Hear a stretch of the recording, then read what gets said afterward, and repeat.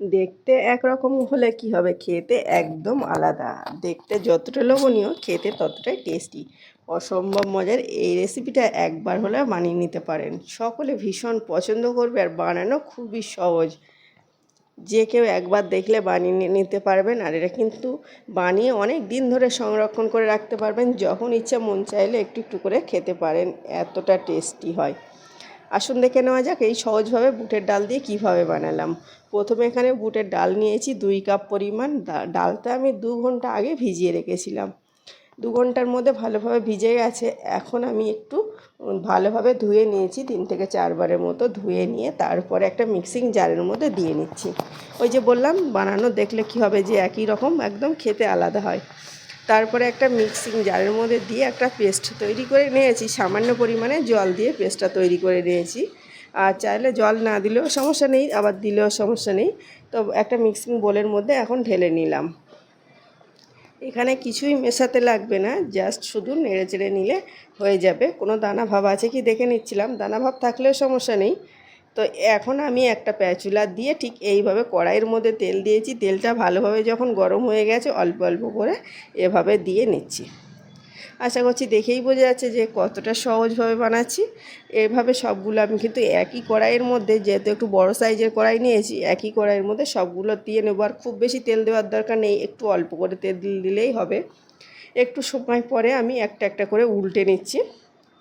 একটু সময় ধরে এটা উল্টে নিলেই হয়ে যাবে, খুব বেশি কালার করতে হবে না, জাস্ট এমনভাবে একটু হালকা ব্রাউন কালার হলেই তুলে নেব আমি। তো দেখুন সবগুলো আমি এভাবে উল্টে পাল্টে ভেজে নিয়েছি। আর এই সিম্পল রেসিপিটা একবার হলেও ট্রাই করবেন, আমি অনুরোধ করছি। সকলে ভীষণ পছন্দ করবে। হঠাৎ করে কোনো অতিথি এলেও এই রেসিপিটা রাখতে পারেন খাওয়ার টেবিলে, সকলে প্রশংসা করবে।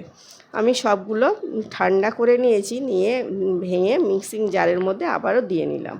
মিক্সিং জারের মধ্যে দিয়ে এটা 5 সেকেন্ডের মতো একটু ঘুরিয়ে নিয়েছি। আর কেমন করে ঘুরিয়েছি দেখেই বোঝা যাচ্ছে, যেন মনে হচ্ছে পাউরুটির টুকরো, এমন মনে হচ্ছে।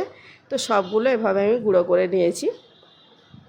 সাইডে একটা কড়াই বসিয়ে দিয়েছি, এখানে 1 বাটি পরিমাণ চিনি দিয়েছি। 1 বাটির একটু বেশি হলে সমস্যা নেই।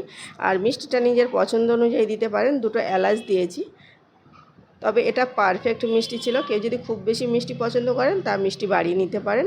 আর সেই সেম বাটির আমি 1 বাটি পরিমাণ জল দিয়েছি। প্রথমে অল্প চিনিটা আগে গলিয়ে নিচ্ছিলাম, তারপরে সামান্য পরিমাণে ফুড কালার দিয়ে নিচ্ছি, যেটা জাফরানের কালার। এটা একদম 1 চিমটি পরিমাণ দিয়ে এখন আমি এই যে ডোটা এটা বানিয়ে রেখেছিলাম গুঁড়োটা, ওটা আমি দিয়ে নিচ্ছি। এটা দিয়ে এখন গ্যাসটা কিন্তু আমি একদম মিডিয়াম টু লোয়ে করে দেবো, আর দিয়ে ঢাকনা দিতে হবে। আর কিছুক্ষণ পর পর ঢাকনা খুলে এভাবে নাড়তে হবে। তো এটা কিন্তু অনেকটাই রস আছে, রস আছে, দেখেই বোঝা যাচ্ছে। এটা কোনো রকম যদি মাসের পর মাস সংরক্ষণ করে রাখা যায়, তার জন্য কোনো রকম রস ভাব রাখা যাবে না। ওই জন্য সময় নিয়ে এটা রান্না করে নিতে হবে। এখানে চালমগজ অল্প করে দিয়েছিলাম, আর পরে আবার একটু চালমগজ দিয়ে নেব। তবে এটা অপশনাল, চাইলে চালমগজ বা সাদা তিল যত বেশি দিবেন আপনার পছন্দ অনুযায়ী। আমি এখানে সমস্ত উপকরণগুলো একসঙ্গে এখন মিশিয়ে নিচ্ছি। এখানে 4 থেকে 5 মিনিটের মতো সময় লেগেছিল, রান্না করে নিয়েছি। এখন দেখাচ্ছি যে কতটা সফট হয়েছে। আর দেখছি একদম কোনো রকম রস হাতে যেন না লেগে যায়, তাহলে পারফেক্ট হবে। এখন দিয়ে নিলাম 3 টেবিল চামচের মতো ঘি।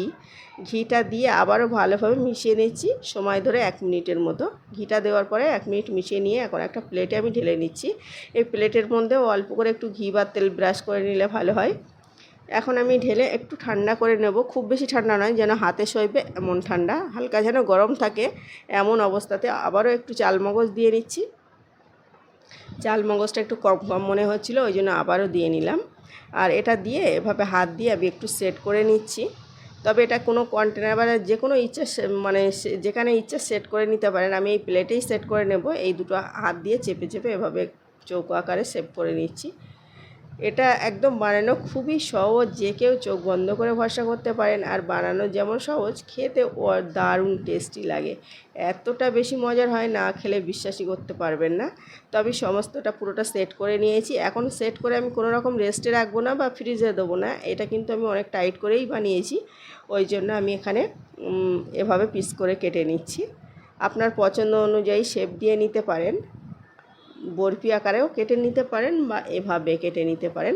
আমি এভাবে চৌকো চৌকো শেপে কেটে নিয়েছি। এখন আমি একটা একটা করে তুলে নিয়ে একটু হাত দিয়ে কানাগুলো সমান করে নেব। কাটাটাই দেখেই বোঝা যাচ্ছে যে কতটা মজার হয়েছে। এটা কিন্তু 2 থেকে 3 সপ্তাহ পরিমাণ ভালো থাকবে, একদমই খারাপ হবে না, যেহেতু এখানে একদম কোনো রকম জল নেই।